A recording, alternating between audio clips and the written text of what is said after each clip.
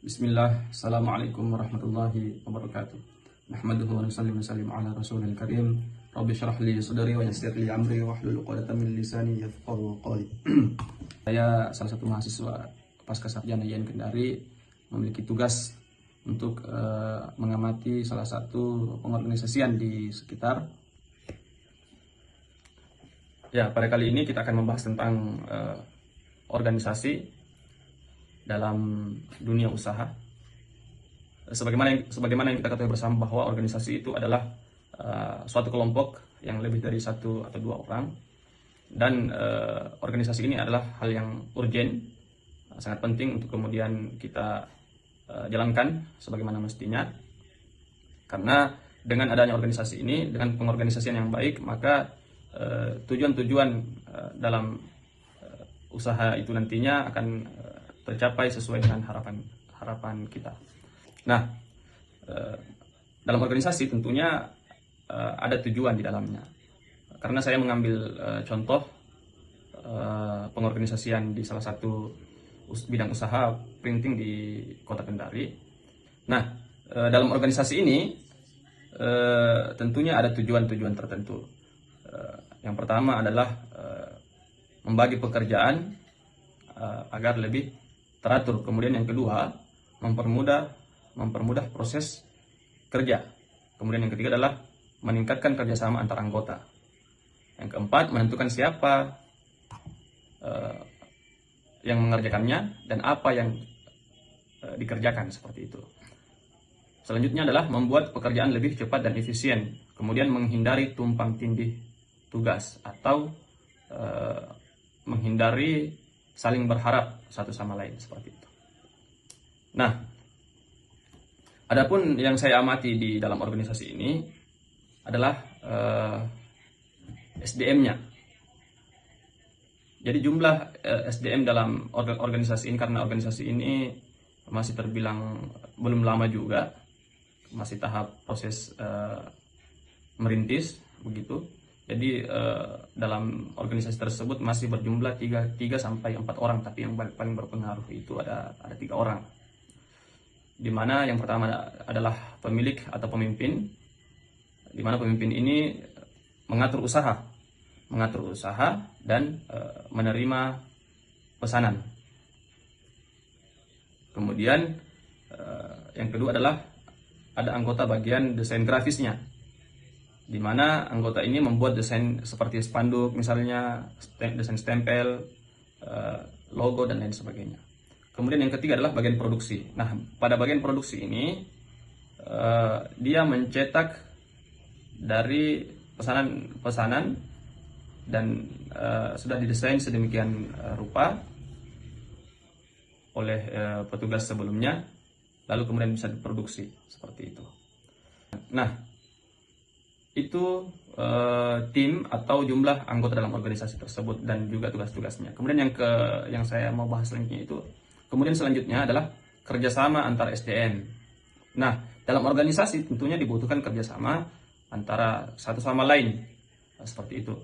Kerjasama dilakukan itu agar proses produksi bisa berjalan maksimal, seperti itu ya. Kemudian kerjasama SDM di sini, contohnya pimpinan menerima pesanan pelanggan. Kemudian desainer itu membuat desain sesuai permintaan yang di-request oleh pelanggan.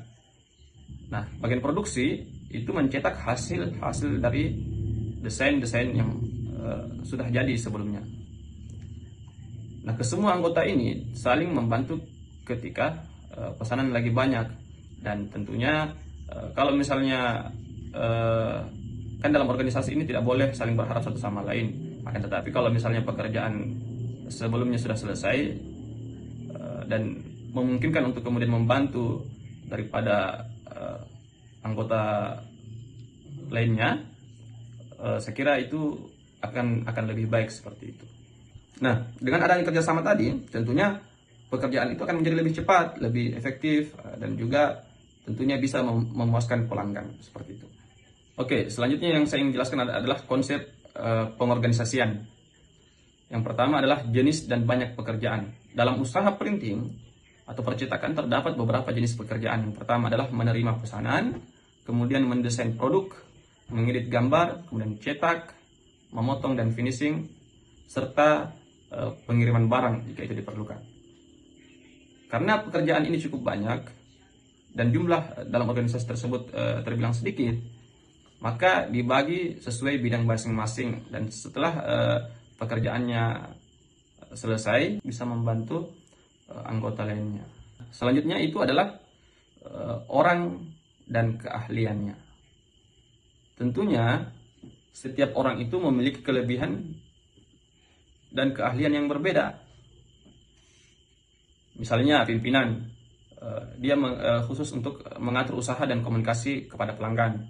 Kemudian desainer ini mengoperasikan komputer dan aplikasi seperti Corel Draw, aplikasi apalagi namanya, laser misalnya, GRBL dan lain sebagainya.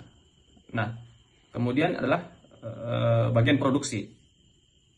Itu dia bertugas khusus untuk mengoperasikan mesin cetak seperti laser, printing, sablon dan lain sebagainya. Selanjutnya itu ada istilah konsep siapa yang mengerjakan dan apa yang dikerjakan.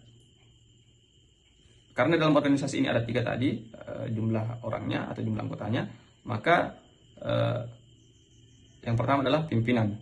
Lalu apa yang dikerjakan pimpinan? Yaitu tadi menerima order dan mengatur pekerjaan. Kemudian bagian desainer. Siapa bagian desainernya? Lalu apa saja tugas-tugasnya? Tentunya bagian desainer ini membuat desain sesuai permintaan pelanggan. Ya, seperti itu. Kemudian siapa bagian produksi dan apa yang seharusnya ia kerjakan? Bagian produksi tentunya mencetak dan juga menyelesaikan produk-produk yang sudah didesain untuk kemudian diberikan ke pelanggan dan tentunya bisa memuaskan pelanggan. Seperti itu. Nah, selanjutnya kaidah pengorganisasian atau hakikat pengorganisasian, yaitu pembagian kerja. Di mana pembagian kerja ini dilakukan agar setiap anggota fokus pada tugasnya masing-masing. Contoh, desainer itu hanya fokus membuat desain saja, kemudian produksi fokus mencetak, dan pimpinan tugasnya itu fokus mengatur tata kelola dalam usaha tersebut. Selanjutnya adalah pengelompokan kerja. Dalam organisasi itu ada istilah pengelompokan kerja, di mana pekerjaan dikelompokkan berdasarkan fungsi. Siapa bagian administrasi atau bagian pelayanan, lalu siapa bagian desain, dan siapa bagian produksi. Selanjutnya adalah span of control, rentang kendali.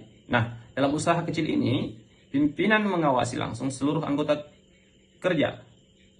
Karena jumlah pegawainya masih sedikit, sehingga komunikasi tentunya lebih mudah dan cepat. Berbeda kalau organisasi-organisasi sudah besar ya. Nah, dalam organisasi tentunya ada bagan, dan bagannya di sini taruhlah misalnya segitiga ya, karena ada 3 anggota. Bagian atas itu adalah pimpinan, bagian kirinya itu bagian desainer, dan bagian sebelah kanan itu bagian produksi atau bagian cetak. Nah, pada kesimpulannya dari hasil pengamatan ini, pengorganisasi